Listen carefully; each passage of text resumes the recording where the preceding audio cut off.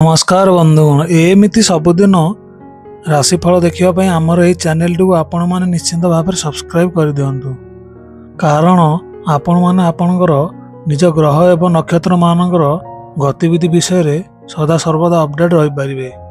नमस्कार बंधुगण मुझे वैष्णव सुधाकर। चलतु आज आम यही अक्टोबर मसरे सिंह राशि मासिक फलाफल कौन रे विषय आलोचना करनवा। सिंह राशि होती राशि चक्रर पंचम राशि। यही राशि अधिपति होती रवि महाग्रह।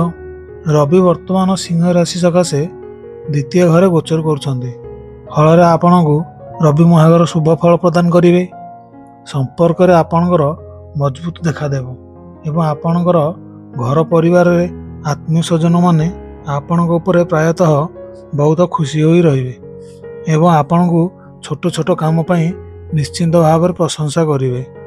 आपणकर आत्मीय एवं बाहर शत्रु मैंने यही मसरे हाथ बांधि बसवा निश्चिंत भाव सी बाध्य हे। किंतु 17 तारिख ठारू रवि महाग्रह तृतीय को गोचर करेंगे।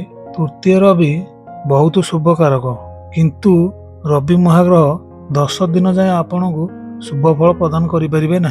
17 रु 27 तारिख भितर आपणकर कौन प्रकार भी शुभ हो ना। 17 तारिख पूर्व 27 तारिख पर आपणकर स्वामी स्त्री संपर्क निश्चिंत भाव में मजबूत हम। जदि पूर्व कौन प्रकार कलह लगी रही अवसान घटो। बापा एवं पुत्र मध्य संपर्क निश्चिंत भाव में दृढ़ हम।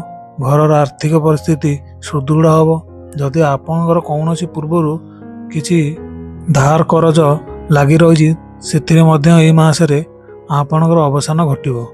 मझिरे जो 10 दिन रही से 10 दिन मध्य राहुंकर नजर रवि उपर रहिबो किंतु रवि अशुभ फल प्रदान करें नहीं कारण बृहस्पति रवि उपर पंचम शुभ दृष्टि रहिबो एवं अन्य ग्रह मानकर रवि उपर कौन प्रकार भी अशुभ दृष्टि नहीं। तेणुक पारिवारिक खुशी आपणकर 10 दिन को छाड़देले प्रायतः आपणकर पारिवारिक खुशी यही मास सारा लगी रहिबो।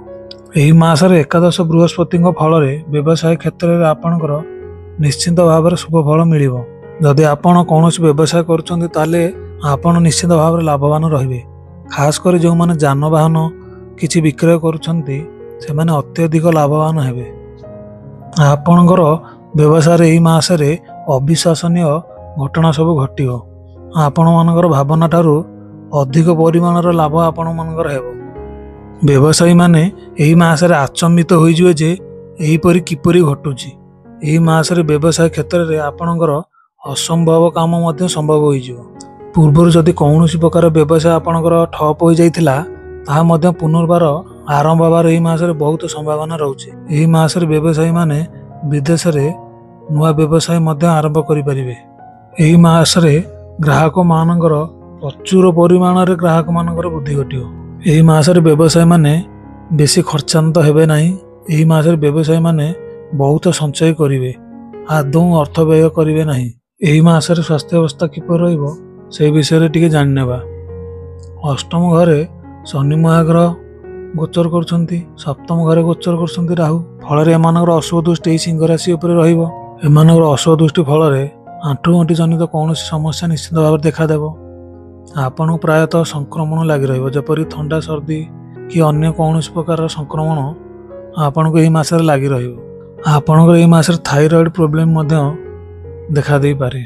जदि आपण स्वास्थ्य अवस्था रे जदि बेसी किछि जदि खराब हेउची ताहले निश्चित भाव में आपण डाक्टर परामर्श नियंतु नहले स्थिति बहुत भयंकर होई पारे। यही मसरे बृहस्पति पंचम घर उपर शुभ दृष्टि थिबार यही मसरे विवाह क्षेत्र में प्रायतः शुभ फल देव। आगरू अटकी रही विवाह यही मसरे निश्चित भाव में संपन्न हो। यदि कौन व्यक्ति बाहागर पूर्व स्थिर होइछि ताहले बिना कौन बाधार यही मसरे ता सुरुखुरी संपन्न निश्चिंत भाव में हेबो एवं आपण को नुआ नुआ प्रस्ताव जुटिबो। यही मसरे लव क्षेत्र में शुभ फल मिलिबो।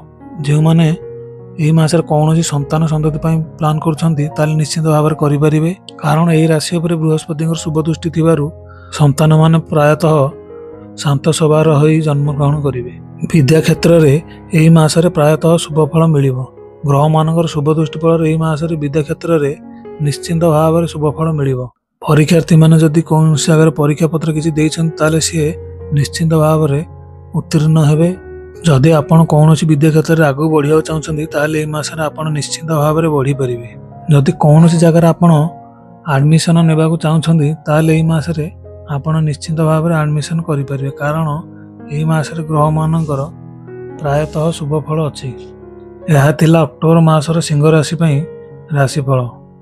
ପ୍ରତିକାର ରୂପରେ ଆପଣ ଏହି ମାସରେ କଳା କୁକୁରମାନଙ୍କୁ ଦେଖି କିଛି କିଛି ଖାଦ୍ୟ ସେମାନଙ୍କୁ ଦାନ କରନ୍ତୁ ଏବଂ ମଙ୍ଗଳବାରରେ ହନୁମାନ ମନ୍ଦିରକୁ ଯାଇ ସେଠାରେ ରାଶି ତେଲ ଶ୍ରୀ ହନୁମାନ ମହାରାଜଙ୍କୁ ମାଲିସ କରନ୍ତୁ ଏବଂ ଆପଣ ଯେଉଁ ଭଗବାନଙ୍କୁ ମାନୁଛନ୍ତି ସେହି ଭଗବାନଙ୍କର ନାମ ସବୁବେଳେ ସ୍ମରଣ କରନ୍ତୁ ଏବଂ ହରିନାମ ମହାମନ୍ତ୍ର ନିଶ୍ଚିନ୍ତ ଭାବରେ ଜପ କରନ୍ତୁ। ଏତିକି କହି ମୁଁ ବିଦାୟ ନେଉଛି। ନମସ୍କାର ବନ୍ଧୁଗଣ।